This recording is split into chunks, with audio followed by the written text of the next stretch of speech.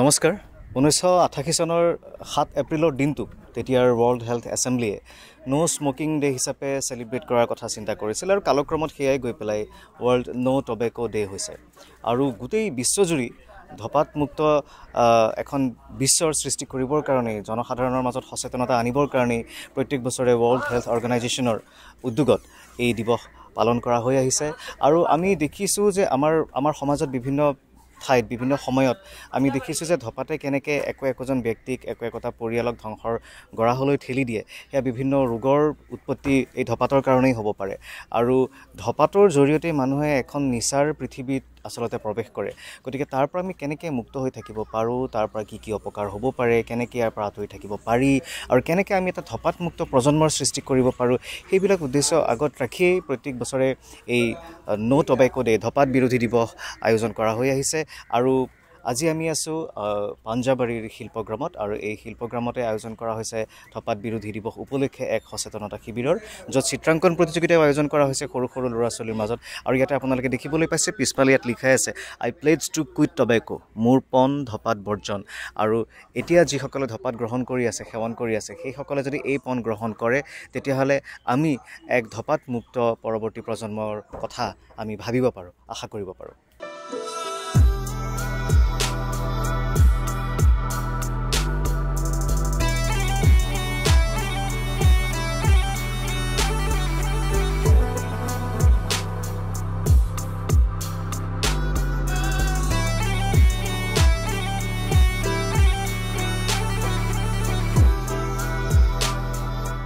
বিশ্ব ধপাত বিৰোধী দিৱস প্ৰত্যেক বছৰ মে মাহৰ 31 তাৰিখে উদযাপন কৰা যায় সমগ্ৰ বিশ্বজুৰি আৰু ধপাতৰ কি অপকাৰিতা আৰু যি ভয়াৱহতা সেয়া আমি সকলোৱে দেখি আহিছোঁ আৰু প্ৰত্যেক বছৰে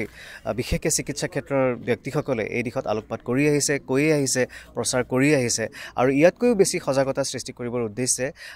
পাঞ্জাবাৰীৰ শিল্পগ্ৰামত আয়োজন কৰা হৈছে এটি অনুষ্ঠান ইয়াত আমি লগ পাইছোঁ ডক্টৰ অশোক দাসক আমি তেখেতৰ পৰা কিছু কথা জানিম নমস্কাৰ বিশ্ব স্বাস্থ্য সংস্থাৰ উদ্যোগত প্ৰত্যেক বছৰে 31 মে তাৰিখে গোটেই বিশ্বতে ধপাত বিৰোধী দিৱস পালন কৰা হয় 1987 পৰা এই দিৱস পালন কৰি অহা হৈছে প্ৰত্যেক বছৰে ইয়াৰ তাৎপৰ্য হ'ল যে অন্তত 31 মেৰ দিনাখন যিসকল ব্যক্তিয়ে ধপাত ব্যৱহাৰ কৰে তেখেতসকলে ধপাত ব্যৱহাৰৰ পৰা বিৰত থাকিব অন্তত তেখেতসকলে যদি এটা দিনৰ পৰা ধপাতৰ পৰা আঁতৰি থাকিব পাৰে সেই কথাটোৱে তেখেতবিলাকৰ মনত বহুত আশাৰ সঞ্চাৰ কৰিব যে ধপাত এৰিব পাৰি আৰু এই কথাটো তেওঁবিলাকক মানে জাগৃত কৰিবৰ কাৰণে আমি গোটেই বিশ্বতে এই দিৱসটো পালন কৰা হয় আৰু যিসকল ব্যক্তিয়ে ধপাত সেৱন কৰে তেখেতবিলাকো জানে যে ধপাত সেৱন স্বাস্থ্যৰ কাৰণে অপকাৰী কিন্তু যিটো আসক্তি মানে এডিকশ্যনৰ কাৰণে তেওঁবিলাকে ধপাত এৰিব নোৱাৰে গোটেই জীৱন চোৱাত 3জন বা 4জন 100জনৰ ভিতৰত 3-4জনেহে ধপাত সম্পূৰ্ণ এৰিব পাৰে গতিকে এই তাৎপৰ্য আগত ৰাখি বিশ্বত প্ৰতি বছৰে বিশ্ব স্বাস্থ্য সংস্থাৰ উদ্যোগত বিশ্ব ধপাত বিৰোধী দিৱস পালন কৰা হয় আৰু ইয়াৰ ভয়াৱহতা সম্পৰ্কে আপুনি কি ক'ব ভয়াৱহতাৰ এটাই আপোনাক উদাহৰণ দিওঁ আজি বিশ্বৰ 1 নম্বৰ সমস্যাটো হৈছে ড্ৰাগছৰ প্ৰব্লেম আজি অসমতে চাওক এনেখন নিউজ পেপাৰ নাপায় যিদিনা আপুনি ড্ৰাগছৰ নিউজ নাপায় কিন্তু আপুনি সকলোৱে জানিলে আচৰিত হ'ব যিসকলে ড্ৰাগছ ব্যৱহাৰ কৰে তেওঁলোকে ডে ওৱানত কেতিয়াও ড্ৰাগছ ব্যৱহাৰ নকৰে সদায় গোটেই যাত্ৰাটো আৰম্ভণি হয় গুটকা নহ'লে চাদা নহ'লে চিগাৰেটৰ ধপাতৰ পৰা গতিকে ধপাতে বহুতবিলাক বস্তুৰ সৃষ্টি কৰিছে কৰ্কট ৰোগ আপোনাৰ হাঁওফাঁওৰ ৰোগ আপোনাৰ কি কৰা নাই দেহৰ প্ৰত্যেক অংগ প্ৰত্যংগতে তাৰ বেদি হয়গে কিন্তু আটাইতকৈ শেহতীয়াভাৱে যিটো সমস্যাই দেখা দিছে সেইটো হ'ল ড্ৰাগছ যদি আমি ড্ৰাগছৰ কবলৰ পৰা মুক্ত কৰিব লাগে পৃথিৱীক তেতিয়াহ'লে আমি প্ৰথমতে ধপাত বন্ধ কৰিব লাগিব তাৰমানে নিচাৰ দুৱাৰ এখন মুকলি কৰি দিয়ে ধপাত ইটস গেটৱে হয় এইটো গেটৱে বুলি কয় পাঠশালা বুলি ক'ব পাৰি নিচাৰ পাঠশালা তাৰ পৰা বন্ধ কৰিব গৈ ড্ৰাগছত শেষ হৈ গৈ আৰু আমাৰ লগত আছে ডক্টৰ পুনি দেৱী আছে আপুনি এগৰাকী দন্ত বিশেষজ্ঞ গতিকে আপুনিও এই ধৰণৰ নিশ্চয় বিভিন্ন ৰোগী লগ পায় ধপাতৰ কাৰণে যিবিলাক অপকাৰ আপুনি দেখা পাই আহিছে আপোনাৰ অভিজ্ঞতাই কি কয় হয় নমস্কাৰ আমি ডেণ্টেল চাৰ্জন হিচাপে আমি সদায়ে ধপাতৰ পৰা হ'ব পৰা বিভিন্ন ৰোগৰ বেমাৰী আমি দেখা পাওঁ বিশেষকৈ মুখৰ ভিতৰত হোৱা ৰোগবিলাক আমি সদায় লগ পাই থাকোঁ কাৰণ যিহেতু আমি চৰকাৰী হস্পিটেলত কাম কৰোঁ গতিকে তাত বিভিন্ন ধৰণৰ ল'ৰা ছোৱালী আহে বিশেষকৈ 12 বছৰ 13 বছৰীয়া ল'ৰা ছোৱালীবিলাক যিটো সময়ত আমি কওঁ যে উঠটো টিপিলেই মানে গাখীৰ ওলাই বুলি কওঁ আমি সেই তেনেকুৱা ল'ৰা ছোৱালীবিলাকক যেতিয়া আমি দেখা পাওঁ দাঁতবিলাক একেবাৰে হালধীয়া হৈ গৈছে মুখৰ ভিতৰত মানে যিটো আমাৰ ধৰক মিউকাছ মেমব্ৰেইন বুলি কয় সেইটো গোটেই কলা হৈ গৈছে তেতিয়া আমাৰ দেখিলে খুব দুখ লাগে আৰু তাৰ কাৰণে আমি হস্পিটেলত যিখিনি পৰা যায় আমি তেওঁলোকক অকণমান আমি মানে অনুৰোধ কৰোঁ যাতে আপোনালোকে ইমান সৰু বয়সৰ পৰা আপোনালোকে এইটো বয়সত আপোনালোকে নাৰিকল খাব লাগে বুট মুগ খাব লাগে সবাই খোৱা বস্তু খাব লাগে কিন্তু এই বয়সত আপোনালোকৰ দাঁতবিলাক বা মুখৰ এইটো অৱস্থা হৈছে গতিকে এটা কথা মনত ৰাখিব লাগিব সকলোৱে যে অকল যে টবেকো খালে অকল কেঞ্চাৰে হয় বা ডায়েবেটিছ বা হাৰ্টৰ বেমাৰ হয় বা লাং কেঞ্চাৰে হয় এনেকুৱা নহয় ইয়াৰ উপৰিও আমাৰ কিছুমান সৰু সুৰা বেমাৰ হয় যেনে ধৰক জিভাৰ টেষ্টটো একেবাৰে নোহোৱা হৈ যায় মানে টেষ্টলেছ হৈ যায় তেতিয়া কি হয় ল'ৰা ছোৱালীবিলাকে খোৱা বস্তু খাবলৈ বেয়া পোৱা হয় তাহাঁতে ঘৰত যিবিলাক ধৰক ভিটামিনযুক্ত মানে খাদ্য নিউট্ৰিচিয়াছ ফুড আমাৰ যিটো দিয়া হয় সেইবিলাক সিহঁতে বেয়া পোৱা হয় আৰু লাহে লাহে একেবাৰে নোখোৱা হয় তাৰ ফলত সিহঁতে দুৰ্বল হৈ যায় মানুহবিলাক আৰু ইমিউনিটিটো মানে কমি যায় তাৰ ফলত মানে এনেকুৱা ডেণ্টেল কেৰিজ হয় গামবিলাকত ইনফেকশ্যন হয় তাৰ উপৰি আমাৰ যিটো পেৰিঅডন্টাইটিছ বা পাইৰিয়া বুলি কয় পাইৰিয়া হয় তাৰ ফলত দাঁতবিলাক খুব 30-32 বছৰ বয়সতে গোটেই দাঁতবিলাক সৰি মুখখন একেবাৰে সোমাই যায় বুঢ়া বয়সৰ নিচিনা হৈ যায় গতিকে কেঞ্চাৰৰ উপৰিও অন্য বিভিন্ন ধৰণৰ মুখৰ ভিতৰত বেমাৰ হ'ব পাৰে যিটোৰ কাৰণে আমি সকলোৱে সাৱধান হ'ব লাগিব আৰু আমি এই উদ্দেশ্য আগত ৰাখি আমি আজি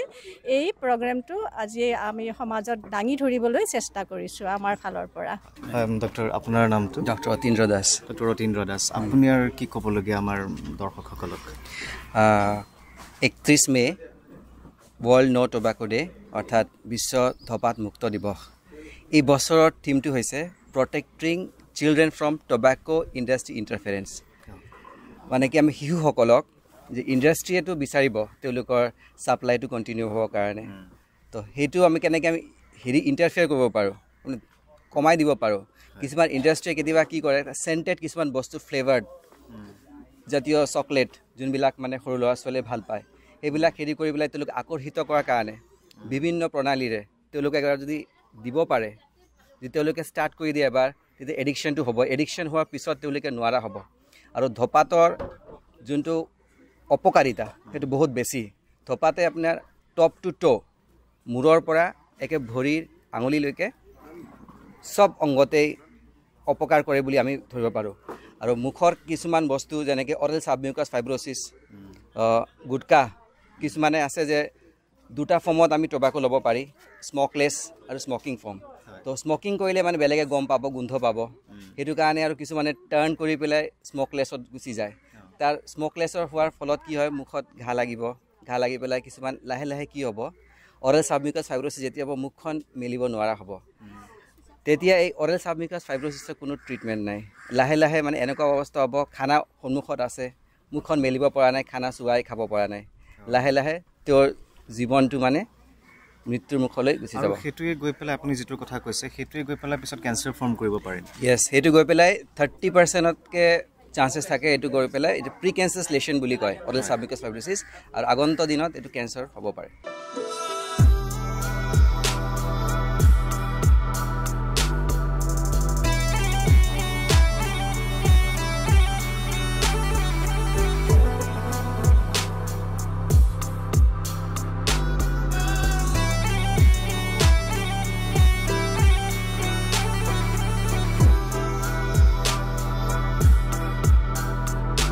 এইবাৰ আমাৰ সৈতে আছে ডক্টৰ কৃপেশ ৰঞ্জন শৰ্মা তেখেতে হাওঁফাওঁ ৰোগৰ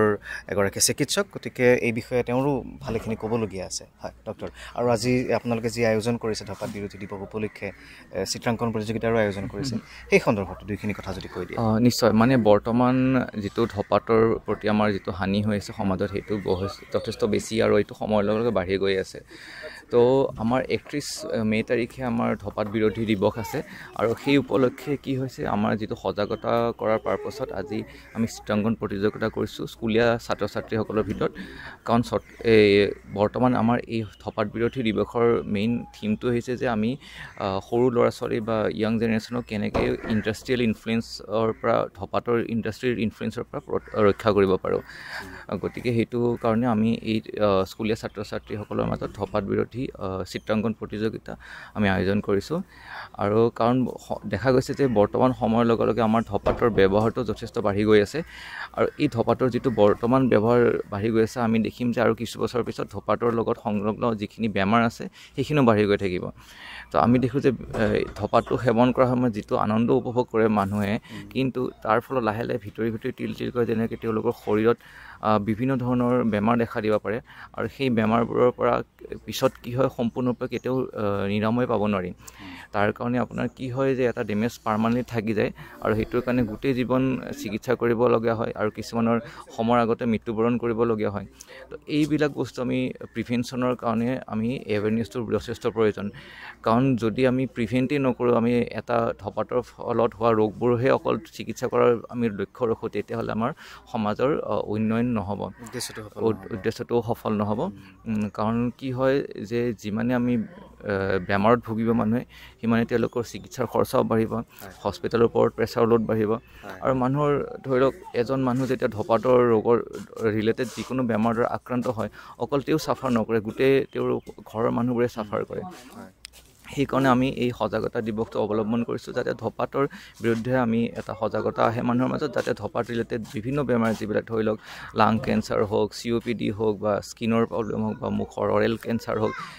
এইবিলাক যাতে আমি প্ৰিভেণ্ট কৰিব পাৰোঁ